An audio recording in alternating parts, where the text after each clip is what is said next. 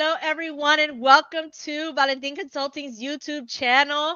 Thank you so much for everyone watching us today live here. My name is Dr. Daisy Valentin. I am the CEO and president of Valentin Consulting. We are an accounting and finance organization that helps small, non traditional businesses. But today, it's not about me. Today, we have a special guest, and his name is Mauricio Montes de Oca, and he is with Mauricio de Oca Solutions Group. And we are so excited to have you here today. Please tell us a little bit about you, Mauricio, and thank you for being here. Well, first of all, thank you for having me on your show. I appreciate the opportunity to have a conversation. You and I get to do a lot of cool things, but this is fun. So thank you for having me and giving me the platform. So my name is Mauricio Montes de Oca, and I am the founder of Montes de Oca Solutions Group.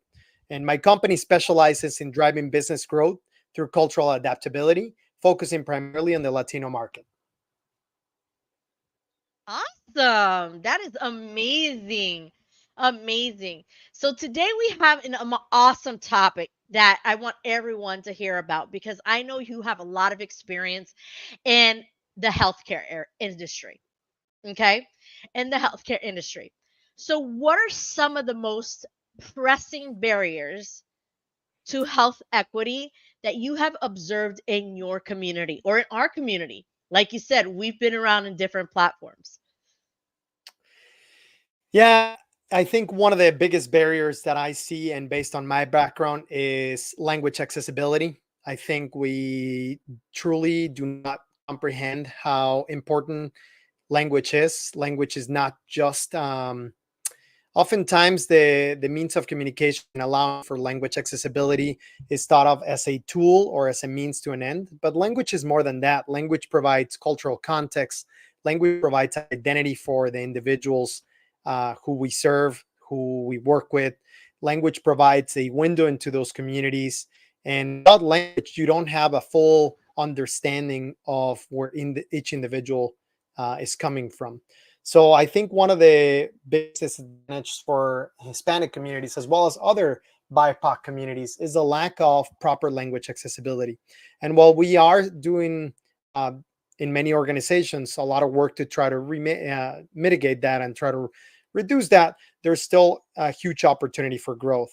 I think currently we are also having to think about the what does this mean for AI? You know, when we start talking about AI tools and some of these large language models and other technology that is being used to provide language accessibility, what does this mean to our communities? Are we including the people who we are serving, the people that need this the most, in the conversation on how we build these tools and who they're actually serving in general for healthcare organizations and so on? Well, I think that is amazing because that is really true. I mean, we see AI happening all the time, but is it being accessible to the people that have different languages, right? You know, the different languages that we have. I always say that accounting is it's a different language too. So there's Mhm. resources that Yeah. are out there. A lot of people don't think that, right? But accounting is its own language too, and using those resources, like you say, to help it even in the healthcare system, right? Accounting is in everywhere, so understanding that language too. Now, you Mhm. were talking a little bit about um how healthcare, and AI needs to cater to this. Now, how can we effectively, you know engage local communities in discussions about health inequity, and what are their specific needs? I think it's important to make sure that we include those who we are serving in the conversation, that we invite them to the table. And what I mean by that is leaders in the community, as well as individuals themselves who have actually gone through this process, through the system. So, I mean, I only mentioned one, and it is not it is one of the most important ones in my eyes, the language accessibility, but there are many other. Here in Minnesota, we have great healthcare, but we don't have great healthcare for people of color. Statistics show that we are at the bottom, in regards to equity. in in healthcare access and health services. So I think one of the best ways to do it is to start having conversations with the communities that are actually being affected by this healthcare disparities. How do we make sure we address the needs of the community?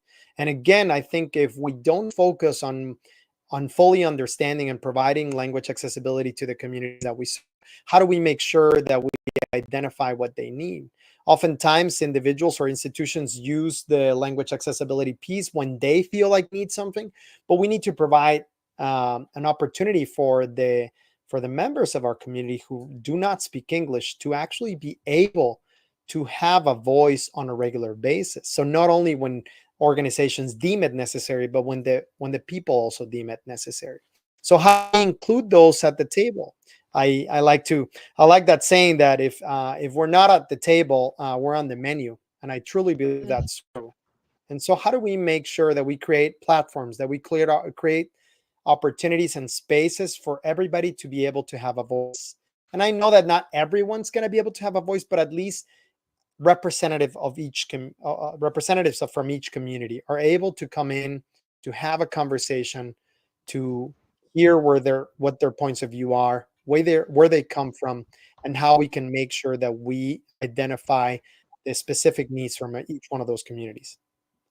And I really like how you say that because, creating this, platform right now where we're at right now is one of those platforms, right? Bringing this to a different level, bringing this in ways that many individuals may not think that we could find, a voice. It's being finding people that will be that voice too is really important in society too. I believe that what you're saying is really crucial, and those leaders and those individuals um should step up too and help, Hmm. and help guide us on what they need, right? Guide us on what discussions they want to hear and understand, in the entire community. And, whoever is English is not their first language, right? Doesn't necessarily need to be Hispanos, Hispanic people, things like that. So, now, in what ways can healthcare providers be better trained to address these social determinants of health regarding the healthcare and what you mentioned? That's an excellent question because I like to give examples about what we can do better. And one way is to be more open minded about other cultures, understanding where do we come from. So, for example, as we start talking about mental health is a big deal, I would say, in every community. But what about what do you do when there is no specific terms in the language that you're working with? How do you make sure that you fully understand? How are they going to convey this message? If you're a provider and you are not in tune with some of the basics of the culture, it's to think of many of our immigrant communities from Latin America. Spanish is actually their second language.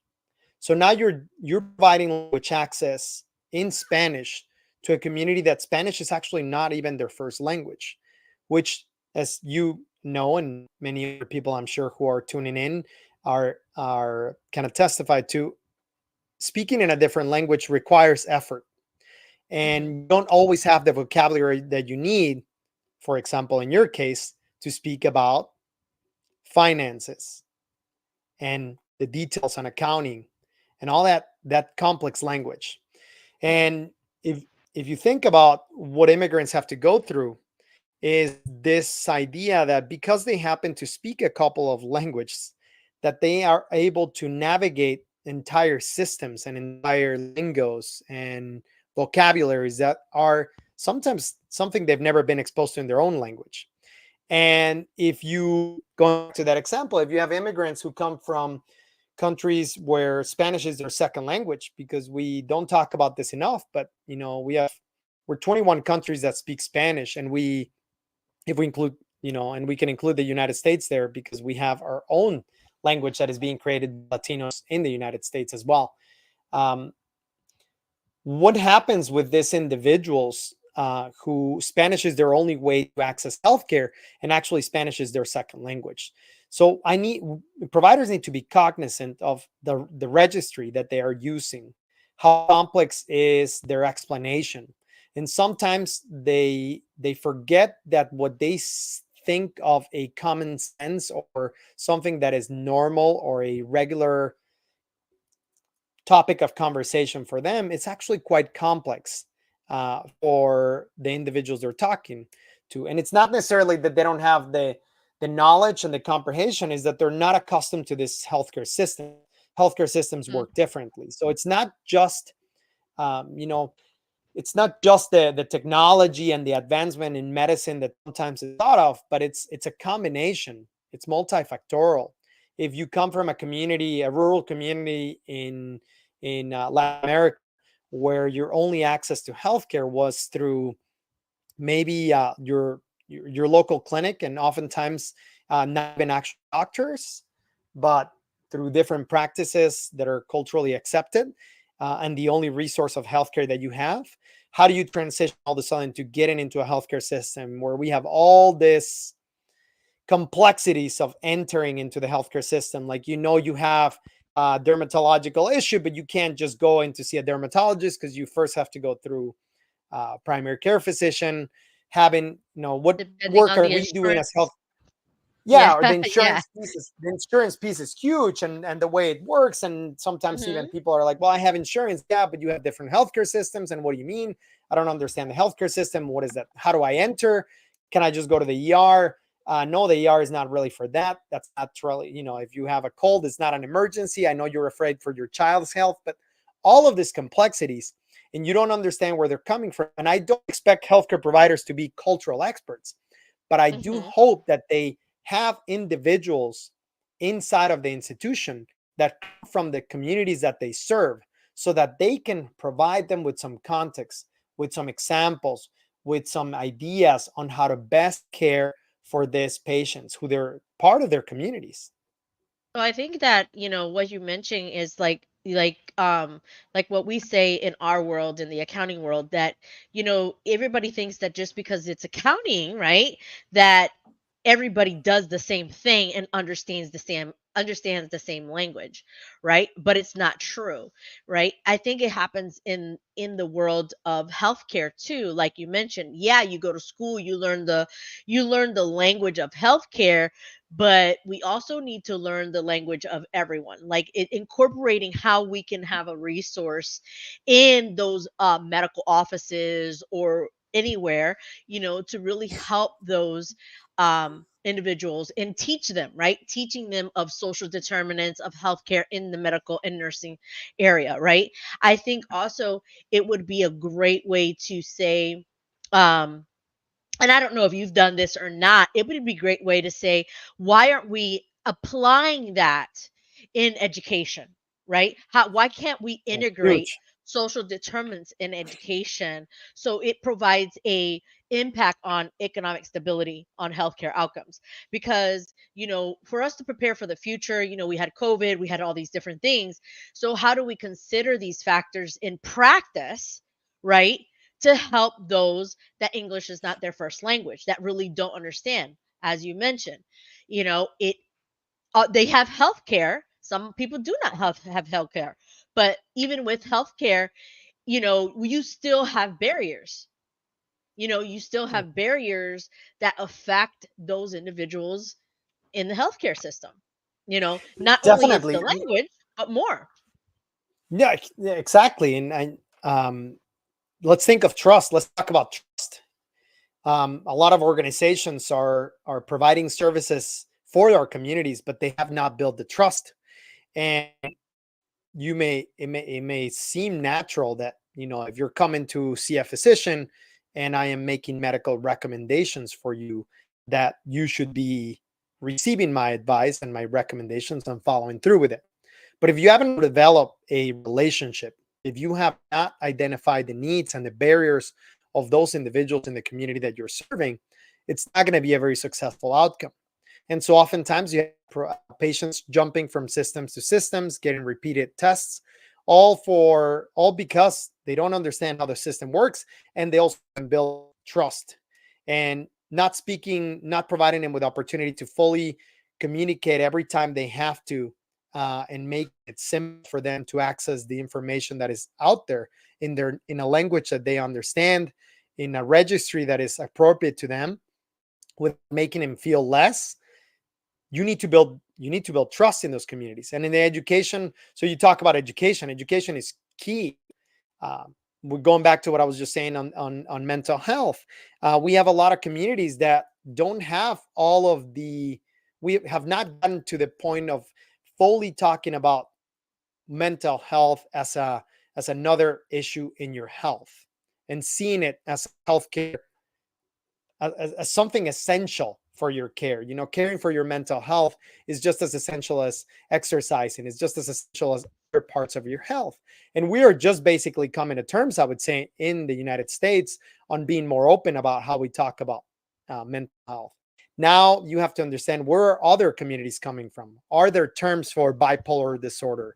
Are there terms that are commonly used in our English lingo, in medical, in healthcare, that you are using now to convey something in the Hmong community or Somali community, the Spanish speaking community?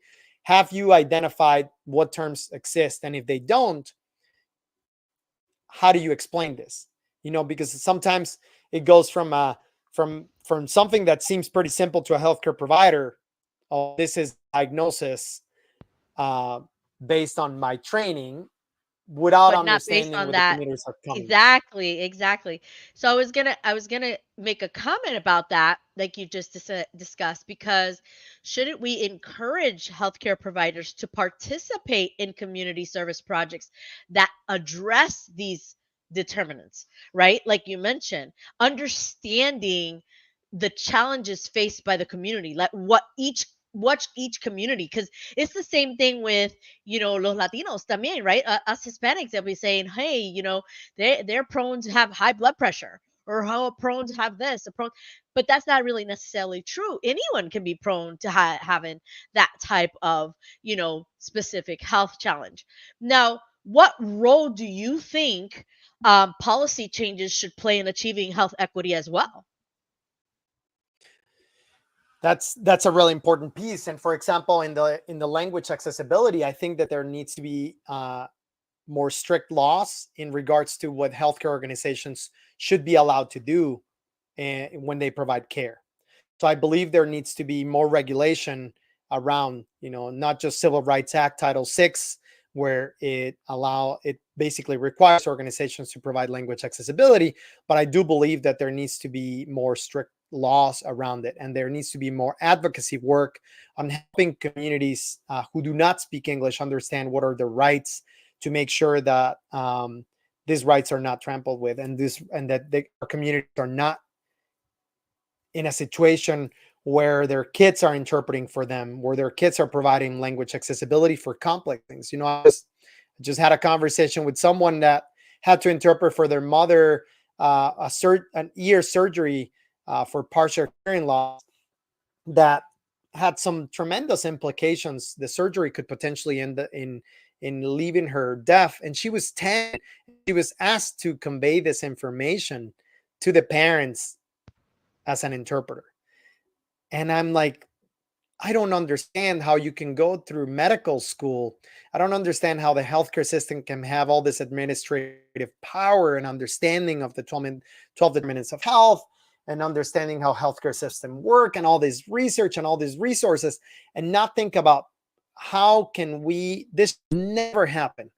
Absolutely, should there never be a child having to convey such complex medical explanation to a family. And and and how do we provide care like this? This is not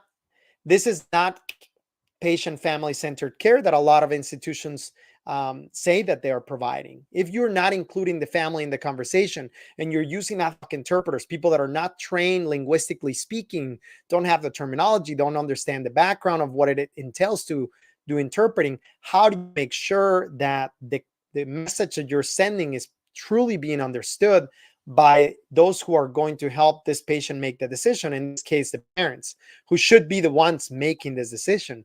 And so to put children in this position, I think It's wrong. It will also cause, I am certain, trauma, and at some point Definitely. PTSD in the future when they experience similar things. So Exactly. I I mean, think we need to do better. I think that we need to allocate funding for community-based health programs that can provide stuff like this. I mean, the what you mentioned, it's unacceptable. I said it's very unacceptable to have a child having to deal with that, and and having to not even understand what is it that they're saying, to that parent. You know what I mean? So I think I think policies need to be surrounded more around funding of community-based health programs that can empower those local organizations to address specific healthcare needs, not just healthcare in general, but how to provide the resources for preventative care in the language that they need it. Like you mentioned, having interpreters that are also have some kind of healthcare background, right? That have some kind of background, but can be able to um, provide that service, right? Provide that service to them. We there's so much technology out there, right? There's so much technology out there. There's telehealth, there's more mobile health applications, there's health information exchanges, there's all kinds of technology out there. How do you feel that technology is being leveraged to improve healthcare outcomes for underserved populations? Or is it even, you know, a benefit to them at all? Well, I think definitely at times the technology is used in general to improve the healthcare outcomes of all who are receiving care. The problem is, again, if you do not fully have developed the relationships with the communities, are you allowing for them to participate? I like to think of even research. Research institutions do great work to make sure that the healthcare that they're providing is at the forefront of all of the medical advancements, and that includes research. Uh, and they need participation of a diverse population to make sure that when they implement some of these new medical devices or medical findings, how are they making sure that this is equitable in equitably being tested, and not tested only, but actually allowed for BIPOC communities. So where I'm going with this is, are you using the technology that you are researching? Are you using the advancements in medical healthcare in multiple language? Are you using the community to help you understand where the community is coming from? What language do they use? And for example, if you're doing research, are you providing the right information? Are you building relationships with all of the communities that surround the healthcare institution per se, to make sure that as they are offering this particular care is offered to everybody and not just to one community that tends to be stepping into these spaces. So how do we leverage technology? I think right now it's a great question. I think technology right now is going to create um, tremendous opportunities, but if we are not careful and if we are not including people like you and I and other BIPOC leaders, how do we make sure that we do not repeat the same systematic racism that has created a lot of the disparities in healthcare as we build these tools? How do we make sure that as we are trying new technology and as we are testing new technology and trying new treatments, that we are as inclusive as possible, that we are understanding how we actually need to serve these communities in order to provide the best possible healthcare outcomes and not just checking boxes? How do we make sure that as we create and research this technology, that we are keeping in mind those who we will be serving, and that we're conscious that the demographics are changing.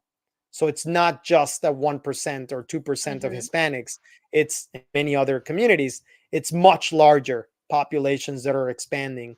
And also in the care, as we are providing, a lot of Latinos are going to be providing healthcare to the elderly as well. How do we make sure that we are providing a safe environment for them? How do we make sure that they have the right environments to thrive and they feel like they are part of the healthcare system that is helping their communities as well as others? So what I'm thinking is, you kind of touched it earlier today and then you touched it again now, just recently, the importance of improving their digital health literacy in communities, right?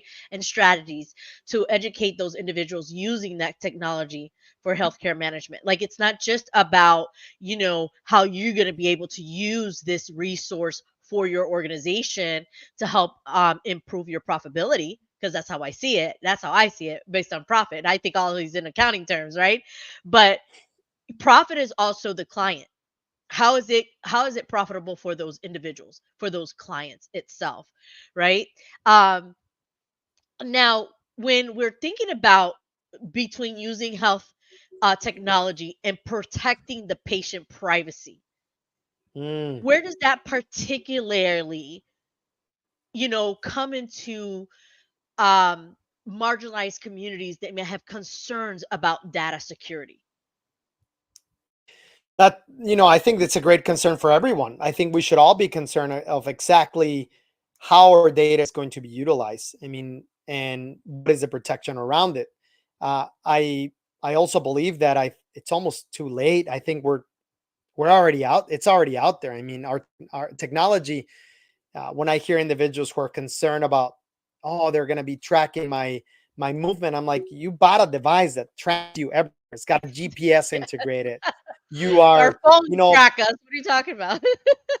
well, and people they're concerned about AI, and I'm like, you're already using AI. The text predictor on your phone is AI. It's an AI tool. When Google Maps or any other maps that you're using suggests a particular destination, it's using AI to monitor your movement and then your location, and then give you suggestions. When you use anything, you're responding to an email, and now you have the short response. Basically, it's all trained to the AI. When you're using TikTok and Instagram and Facebook, what's Definitely. providing to you is You based on put one AI word, training.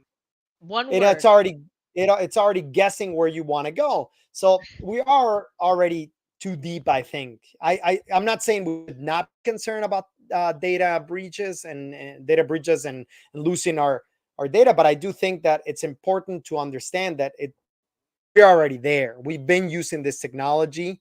Um, yes, it's going to get bigger and bigger, and large language models are being trained on a lot of data.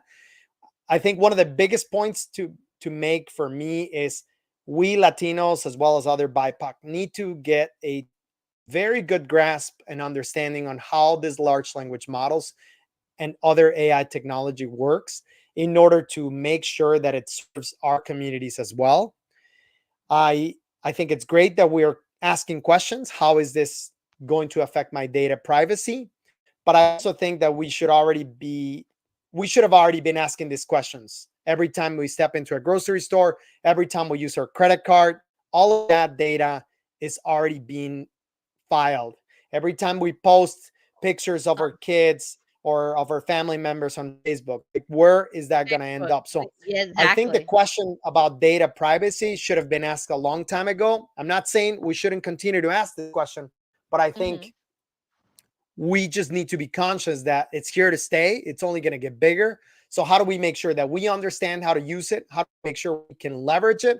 And how do we make sure that we can be at the table making recommendations as these tools are being built, to make sure that we do not leave our communities behind, and that we do not have more of this situations where we are being underserved and undervalued and misunderstood, based on the fact that we're not part of the conversation as these tools are being built.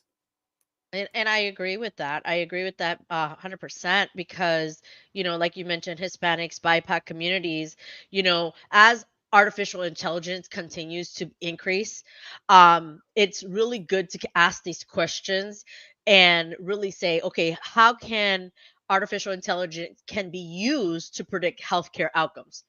And how it being allocated the proper resources that will effectively be used for underserved populations, right? Because like you mentioned, it's not one serves all when it comes to healthcare. You know, it's one it not everyone has the same healthcare, no matter what culture you're in, where you're at, you know. it all is different. That's why it's good to learn the language, right? It's good to learn the culture. It's good to learn the different pieces regarding it. But this was such a great conversation, Mauricio. We could probably go on and on and on about this. I think this is such great work that you're doing. I really want to make sure that there is a way that someone can contact you in any way, that if they are wanting to reach out to you, they wanted to reach out to your organization to schedule a meeting with you, or just because they're interested in this topic and they want to learn more, and they want you to come in and share your voice, or share the voice of the community with them, because I think it's really important for our community to have voices in shaping health policy. I think it's really important. And you've done many of that. I see you in the community, and I think it's really wonderful.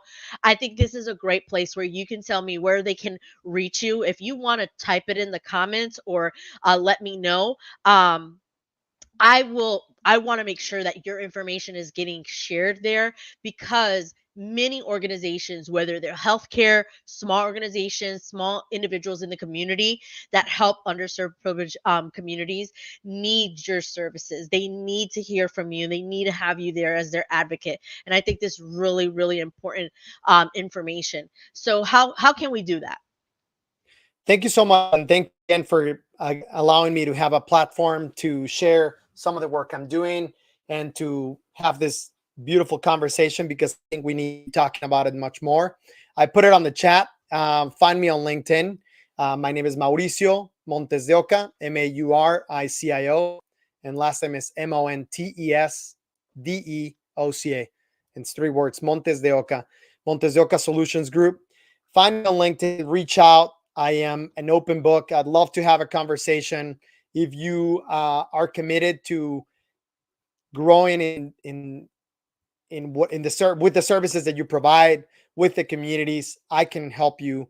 I can help you to make sure that you identify what are the actual needs and how your services are related, very much aligned with the community that you're serving. And so I help organizations understand how they can better serve the Latino community. And you're out there doing the work as well, and I see you everywhere. um, and we both dedicate a lot of our own volunteer time. We dedicate many hours. So the ask that I do, the call to action, what I always ask individuals is get involved with the community, reach out, find out where you can help, and you'll probably find something that is perfectly aligned with the work that you do, or with some of the things that you like to do already, that are related and direct connected to the community. So thank you for providing me this platform again. It was a great conversation, and I hope to that we get to talk again one of these days.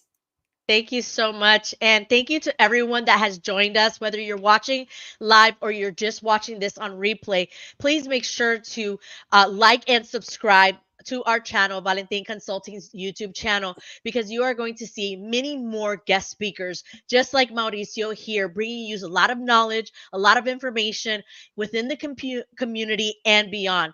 Believe me, his work is not just in this state of Minnesota. He goes beyond. So make sure, if that's something that you're looking for, please like and subscribe at YouTube channel here at Valentin Consulting. Thank you and have a wonderful day. Thank you.